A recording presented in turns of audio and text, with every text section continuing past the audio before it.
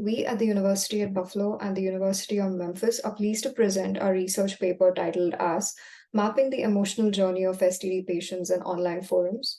My co-authors are Professor Raj Sharman, Professor Pawan Kumar Mulgand, Lakshmi Preetika, and Harshada Samant. According to the Center for Disease Control, 1 in 5 people have or have had a sexually transmitted disease. American healthcare system spends nearly $16 billion a year in direct medical costs for management and avoiding the spread of STD outbreaks. Many anonymously seek information and support via online forums. The stigmatized nature of the disease contributes to this behavior. Therefore, provisioning clinical and emotional support-related information in online forums can positively impact a significant proportion of the population. Many of the population, especially adolescents from the age group of 15 to 25, are extremely social media oriented, and they are more about online forums, posting information online and getting all of their health-related information online. If online forums are the route that most of these adolescent age groups are taking, then are these forums really being developed well? That is one of the primary questions that we need to ask. Is the right support being given to these adolescent age groups? Are they going in the right direction? Are these forums actually encouraging them to go and get tested in the right clinics? People inflicted with stigmatized diseases such as STDs experience a tremendous number of varying emotions right from the onset or manifestation up till the management of the disease itself. And research shows that catering to the emotional needs of patients facing these stigmatized disorders, such as STDs, helps attenuate the detrimental impacts that it causes. Our study uses posts from online forums to understand the different emotions experienced by STD patients at various stages of their journey using human and machine-based content analysis. So using the right attributes, such as the emotion of the patients and the disease stage of the patients itself, helps offer the right support on these online forums. So we need to study how exactly we can extract these emotions and the disease stage from the online forums itself. And what is this data telling us? That is what this study does. So the first step was we had to do a bit of literature synthesis and formulate our research question. So our practical motivation, of course, like as we already spoke about, is the problem that STD patients are facing with regards to the right emotional support that they need on these online forums. And we formulate the research question, what emotions do these STD patients face during their journey with the disease itself? So the first step was the data curation itself. So we collected data from the American Sexual Health Association, WebMD, Reddit, about 1 million data points. The data curation was about extracting these reviews and then manually annotating about 10,000 samples. And each of these samples were manually annotated, wherein the annotators specifically mentioned the stage in that review that the poster was in and the emotion that he was facing. Then we tested for inter-rater reliability in terms of frequent discussions among 5 researchers and so on. The algorithmic testing was basically where we first started off with a custom named entity recognition algorithm, where it was extracting stage and emotions associated with each stage. We then went on to use much more advanced techniques, such as the custom NER GPT-3 algorithm. So this was looking more so about the contextual rationals and the examples to understand the model prediction much more better. Finally, we had to compare the emotional changes across the diseases and stages. So basically, we started analyzing this by comparing it with the Kubler-Ross model. The Kubler-Ross model studied how patients who were nearing death and how they grieved and what were the various emotional changes that they went through as the time progressed and as they were nearing death. We kind of brought in a similar analysis. We adapted from it and we advanced these healthcare theories. And also, it wasn't to mimic the Kubler-Ross theory. The purpose of this research was not to mimic the Kubler-Ross model, but rather to improve and provide a comparison with it. Then we started reflecting on some prescriptive measures and reflecting on contextual ambiguities in NER models that exist as of today.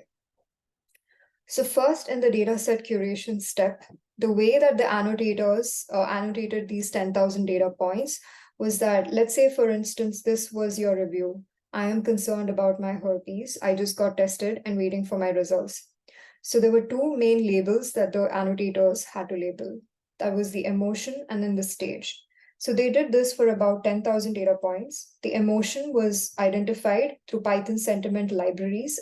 Annotators used various Python sentiments and libraries, and as well as existing, semantic knowledge as to what kind of emotions exist out there, and they started labeling these emotions.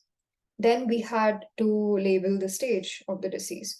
So annotators used scales from Mulgul et al. 2020, where each of these scales, that's basically the symptom manifestation, evaluation, and diagnosis stage, treatment exploration, treatment decision, troubleshooting, and ongoing maintenance, had a scale to it, like they were described. There were descriptions for each of these stages, and based on that, the annotators labeled them on each of the review under different stages.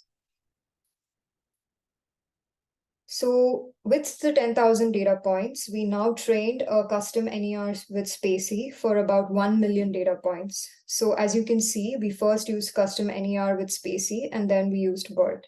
So as you can see, the BERT algorithm performed much more advanced and in a better way. So this is an analysis example that you can see here.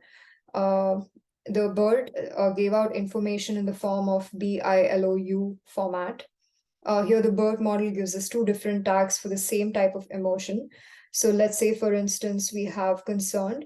The emotion was recognized as concerned. And here also there was concern, but the emotion here was, the main emotion was concerned.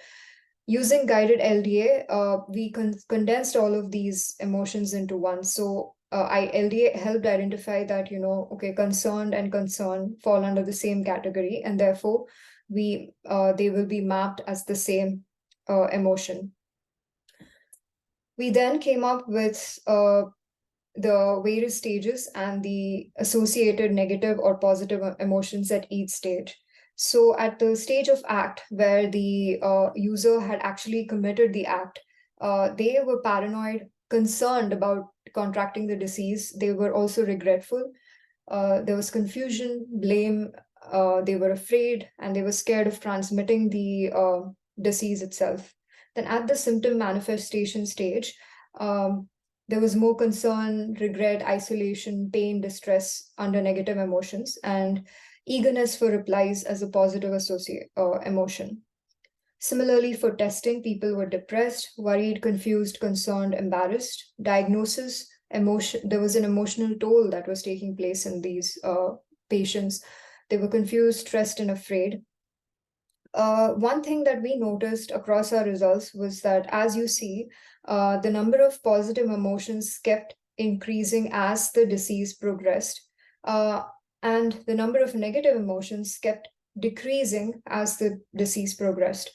So partly why the negative emotions were decreasing on these online forums is because people did go get and tested, like when they had tested. So the majority of the posters who were posting in the medication diagnosis and management stages experienced lesser number of negative emotions, is because they already had like the right resources and the right physicians that they were talking to, who were guiding them through these various medications, and therefore were given the right confirmation that we are going in the right track or not.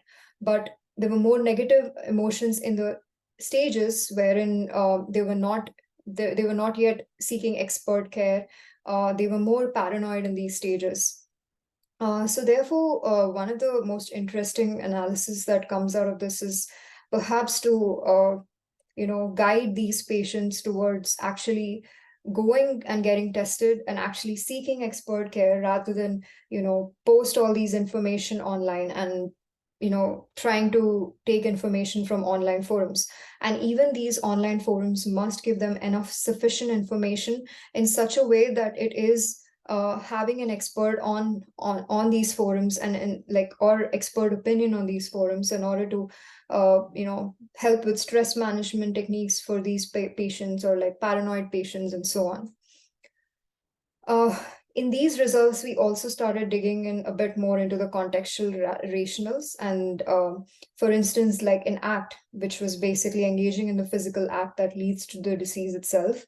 So there was more of general transmission queries or misinformation-based queries where people did not exactly know whether the disease could be contracted in a specific manner or not, and they were posting information about it. Like, for instance, I feel paranoid because I sat in a public toilet and might get an STD. This, of course, is a misinformation-based query and a post, and therefore we categorized it under the Stage Act because they were not sure whether they had actually engaged in some, form of physical contact or not. Then there was also informed, unprotected, and risk. So people were, regretful here of committing such an act, or they were afraid of transmission scare to their other person, and so on. So similarly, we contextualized each of these different stages, as you can see. And there were also some other interesting results wherein there were more number of posts under the act stage, and of course, more number of associated emotional changes under the act stage. So this kind of gave us an interesting analogy that more posters on these online forums are those who have just committed an act or are yet to commit an act, or do not have any idea about the disease itself and need the right support. So this kind of gives a lays foundation to future researchers as well as developers as to where they need to focus on when they are developing these online forums, and the kind of patients and at which stage the patient comes majority to these sites. So reflections through the lens of theoretical models.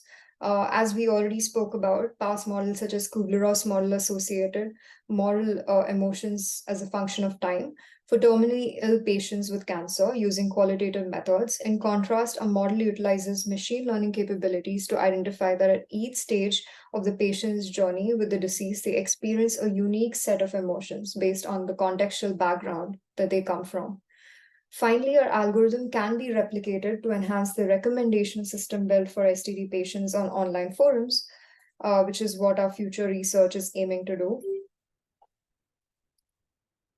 Reflections through the lens of practitioners and physicians. So in the pre-diagnosis phase, practitioners and physicians must focus on systems that pay more attention to the misinformation spread on these online communities. And among STD patients, patients with heightened emotions and facing stress must be directed to the right resources, such as calming apps provided with emotional support, and patients must be given more clarification on the testing window. In the diagnosis phase, resources on the communication of information to others and dealing with stigma must be provided to patients. Moreover, patients must be educated on the importance of disease management and preparing for medications emotionally. And in the post-diagnosis stages, proper communication about medications, resources for the management of diseases, and resources to address suicidal thoughts, facilitating patients to therapists, and stress management techniques must be issued to patients. Also, looking at these emotions informs practitioners, physicians, and government agencies of two types of harms that can be found while living with stigmatized disorders such as STDs. And this is the harms that they can inflict upon themselves and the harms that they can inflict upon the society. So future research can also look into these kinds of issues through these online forums. Thank you so much. That's the end of this talk. I hope you